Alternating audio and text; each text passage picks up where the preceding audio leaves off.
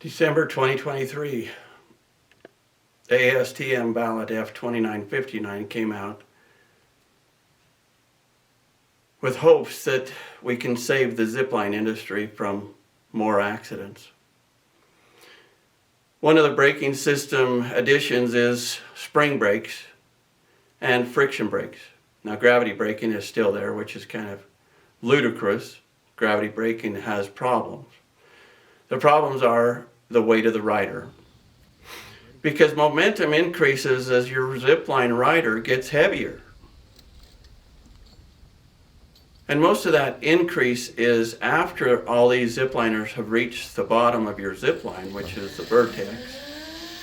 And it's when they're coming out of that bottom of the zipline where the heavier riders come in faster than 6 miles per hour.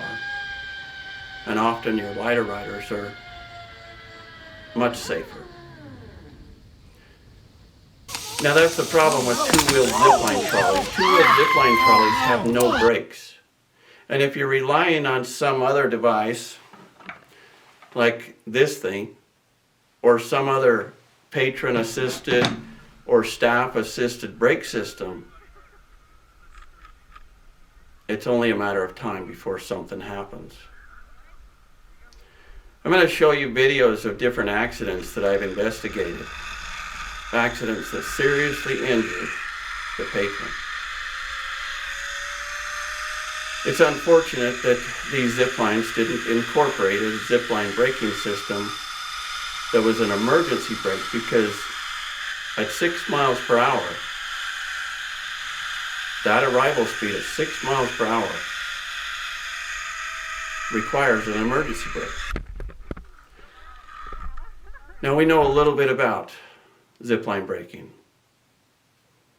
We built the first giant zipline at a ski resort in Park City, Utah in 2002. The trolley that we developed was an auto braking trolley with 2 brakes. That auto braking trolley and a spring array has kept that zipline safe for over 22 years. That zipline also paid for itself within 6 months. Now granted, location. Park City is a nice place to go ziplining. But my first accident investigation was also in that area, and it was because a friction brake trolley went down the zipline without being tested after they replaced the brake.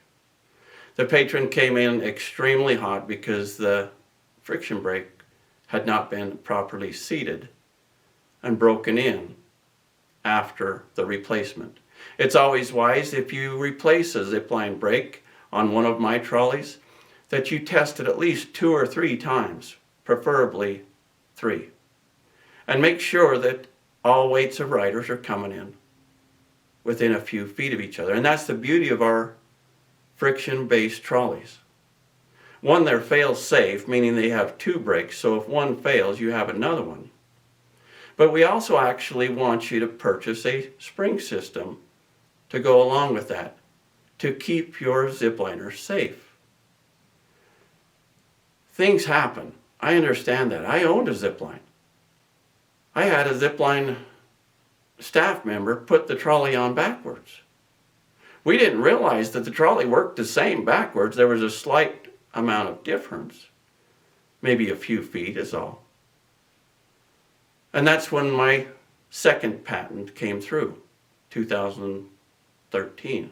My first zipline accident investigation came after the death of a honeymoon groom at Heavenly Resort in Reno, Nevada. Tragic accident that could have been prevented. My next accident led me to the career as an expert witness. And I've continued to investigate accidents for 7 years. After earning my engineering degree and starting my company, Momentum Engineering, I began seeing how my products, my 2003 patent and my 2013 patent, could be easily modified, and I could create some new patents, which I have. 3 more auto braking trolleys and a telescoping spring. Now, telescoping springs have huge advantages for these smaller courses that may not have a 60-foot platform like Park City Mountain Resort had to put an array of springs. There's a big difference in springs. When we built Park City Mountain Resort, we put on springs like this. This spring here has one compression rate every inch that's the same. This one, I believe, is around 40, 50 pounds of compression for every inch. Now, these are our old springs. There are companies that are selling them. I probably should have got a patent on this. We took it to the next level because we're inventors at Momentum Engineering. We develop products.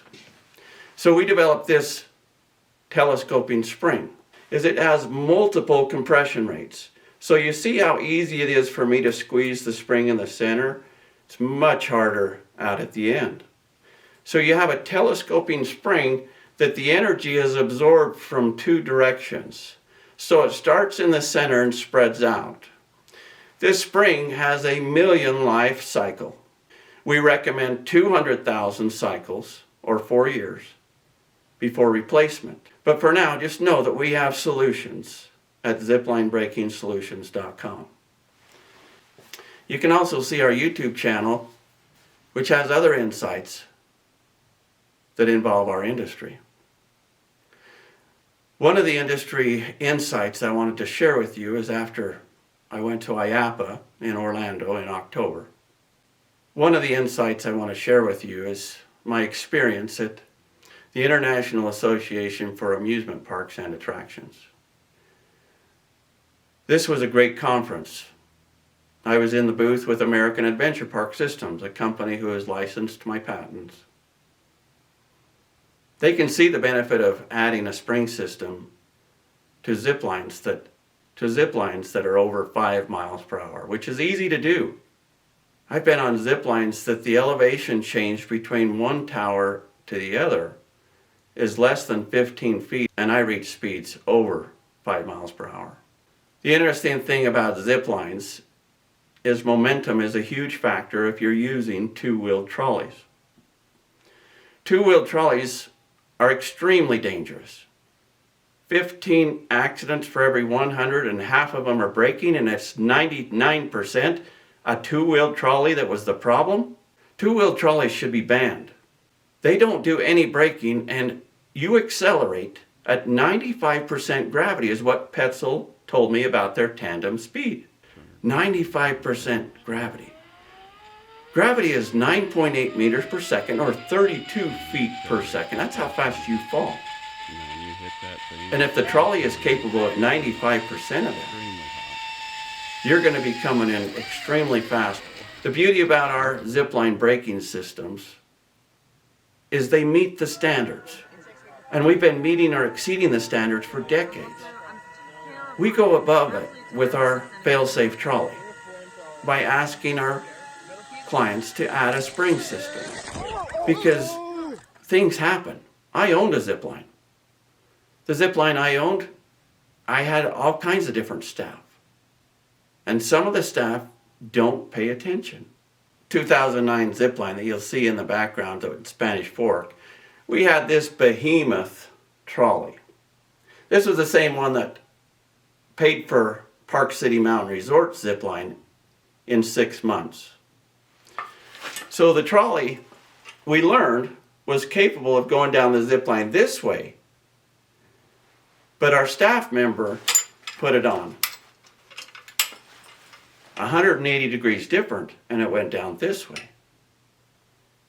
Now what we learned from that is this trolley can be rotated 180 degrees. So that was the formation of my second patent in 2013. Since 2013, my accident investigations have increased. 70% of the accidents I investigate are braking related. You'll see some of the accidents that are from my clients who never wanted to be injured. They didn't go to that zip line to find out that they weren't going to be walking the same on the way home. And so as I watched and started investigating and going to site visits, and seeing what the needs were for these zipline owners, I developed several products, and this is my 2024 version. This is the RST, or Richardson Safety Trolley 24V. You'll notice it has one wheel and two brakes. The white one is the primary brake, and the black one is the fail-safe. As this trolley rides on top of the cable, the brake rubs on the top, so water presents a huge factor. Now you have to be concerned, but with my old trolley, the brake was on the bottom, and so water created a lower coefficient of friction, and you had to be aware of that. This trolley eliminates many problems with zipline braking. The beauty about this trolley is it has pin locations 1, 2, and 3 that you can move, and this is designed for most zip lines using a two-wheel trolley. As you move closer to the wheel, which the wheel's here, you get less braking. Now the beauty of this is your 35-pound rider, not 80, your 35-pound rider puts 35 pounds of force on this brake to stop them a few feet away from a 300-pound rider who is putting 300 pounds of force on the brake. Now what we learned is the heavier riders come in slightly slower. If you're a builder and you routinely go out and set up a zip line, and then a few weeks or months later you're out there tightening up the zip line because people are not coming in. But if you have one of these trolleys and you've set it up with your pin placement in 3 for your zip line for all riders, all weights of riders, and now all of a sudden they're coming in too slow. Well, if they're coming in too slow, you're locating them too close to the brake pad. So by moving them away from the brake pad into pin placement 2 or 1, you're going to speed this trolley up. Not by much. And what we do before we send you a trolley that only has 3 pin placements is we send you out a test trolley. Test trolleys have multiple pin placements where you locate the rider, because this is where the rider hangs. This is handles. So if you want handles, I'll give you some suggestions. So with this wheel and this brake, you have all these different pin placements, because where you locate this slider is where you're going to apply the brake force. More brake force, closer to the brake. Less brake force, closer to the wheel. It's simple. We ask our zipline owners to keep track of temperatures.